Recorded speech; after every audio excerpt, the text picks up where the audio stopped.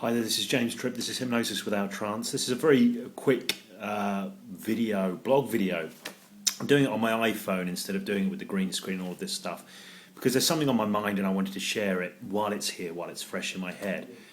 Now, it's to do with hypnosis and how we create our realities. Now, if you've read Hypnosis Beyond the Trance Myth, you'll be familiar with the concept of the hypnotic loop. As I've been involved with hypnosis and thinking about hypnosis in this way over time, I've come more and more to see hypnosis, formal hypnosis, as an act of creation. It's like an act of mutual creation. You, as the hypnotist, you sit with your client or with your subject. You sit there with them and you engage with them in such a way as to lead them to a place where they create this reality from their neurology. They create this reality from their imagination. They create this reality from their cognitive faculties that they drop into, and it becomes profound and it becomes vivid and it becomes real. And if you have read Hypnosis Beyond the Trance Myth, you'll know about the concept of the hypnotic loop, this way of understanding this reality, how it's created and how it's maintained. Now, the thing that's interesting about the hypnotic loop and how people create their realities is not necessarily how it happens in the context of formal hypnosis, but how it happens in the context of life, of everyday life. Because if you think about it, I don't know if you're aware of this, but we have these faculties running all the time, and we are creating and shaping our reality everywhere we go. Everywhere we go, our perspectives, our thoughts, our feelings, our understandings about the world shape our perception of what's happening in that moment. So, in a very real way, we are, in every moment of every day, co-creating, at least co-creating, the experience that we have, the reality that we have. Obviously, there's a world out there that we interact with as well, but what we do with the information that comes in and how we influence it back is mediated by this creative or co-creative, hypnotic, loop-driven process. So the question is, what are the loops that are running your life? Because we get stuck in all kinds of loops all the time, all kinds of perspectives, all kind of reality tunnels. And when we get stuck in them, we think they're real. Just like when you're doing hypnosis with somebody and it's working really well and they've created a vivid reality, they think that their hand is stuck to a table, for example. It's not stuck to the table. It's not really stuck. But for that time, in that moment, they experience that vividly and they experience that as a real thing. Each and every moment, we're experiencing our hypnotic loops, the perspectives we get stuck in, and we experience them as real things. Oftentimes in those moments we get stuck in them, we get stuck in these loops. Now that's not a bad thing, because the loops that we create often generate cool things. We do things unconsciously competently and we get great results in our lives, oftentimes because of the hypnotic loops we run.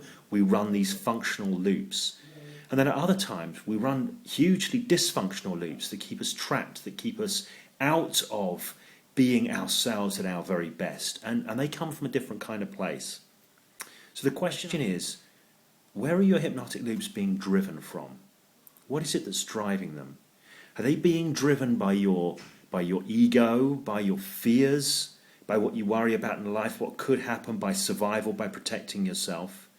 Or are they being driven by your creative force? Are they being driven by your desire? Are they being driven by what you love and what you love to create in life? Because that's two ways that you can utilize that faculty inside of you. So many people that I see in a change work context, they don't need hypnosis. Hypnosis is not what they need. What they need is dehypnosis. They need taking out of their fear-driven loops, of their ego-driven loops, the hypnotic loops that are screwing them up and stopping them from getting the really cool things that they could be getting out of their lives, leading rich lives, fulfilling lives. So the question is, where are those hypnotic loops that you have running coming from? Now, I know that's not something you can go, I know where that's coming from. But I want to offer you that as a perspective, as a way of thinking about things. If you're feeling inspired, if you're feeling like you can really make stuff happen, if you're feeling fully connected to your creative faculty as a human being, you're probably running some pretty healthy loops. You're connected to your desire, you're connected to what you love in life, and you're using your faculties, your powerful mind to make stuff happen. For me, this is the real magic of hypnosis. On the flip side, if things are not working out for you, if you're stuck in stuff and you're feeling fearful, you're feeling anxious, you're procrastinating, whatever's going on, there's a good chance you're being stuck in fear-driven hypnotic loops, and this is less of a good thing. If you're going to do hypnosis with somebody, ask yourself this question: is hypnosis really what they need? Or is it dehypnosis, being able to get out of the stuckness of their hypnotic loops and into their creativity, so they can create new realities, new loops that are fresh and empowering? Now, I was kind of reluctant to share that because I don't know if it's too far out, if it's too far outside the scope of what people want from hypnosis without trance. But it's something that's important to me, and it's something that's, I think, very, very important to understand if you want to work with people to help them develop as human beings, which a lot of the time, that's what change work is really about. At least that's what it's about for me. And I know lots of the people that subscribe to this blog are interested in change work, interested in helping people develop, and interested in helping people grow. I know that everybody who subscribes to this blog is interested in leading a richer life themselves, in leading a more empowered life themselves, in leading a kind of life where they can become creators of their own reality, of their own destiny, creators of really, really cool things that they love.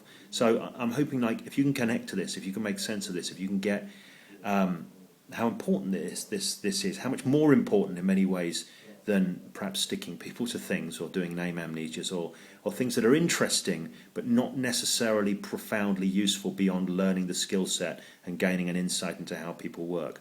But this stuff, learning how hypnotic loops affect people in everyday life, this is important, this is really profound. If you'd like to know more about this, if you'd like me to talk about this more, say more about this, please do let me know in the comments section below, because I would love to share more of this kind of stuff with you, stuff to do with how you can create the reality that you want in your life, and not just kind of sticking hands and amnesias and hallucinations and bits and pieces like that. So if you'd like more of this, please do let me know in the comments section below, and we can explore more. Okay, thanks for taking the time with this. Thank you very much for listening, and I hope to speak to you more on this subject soon.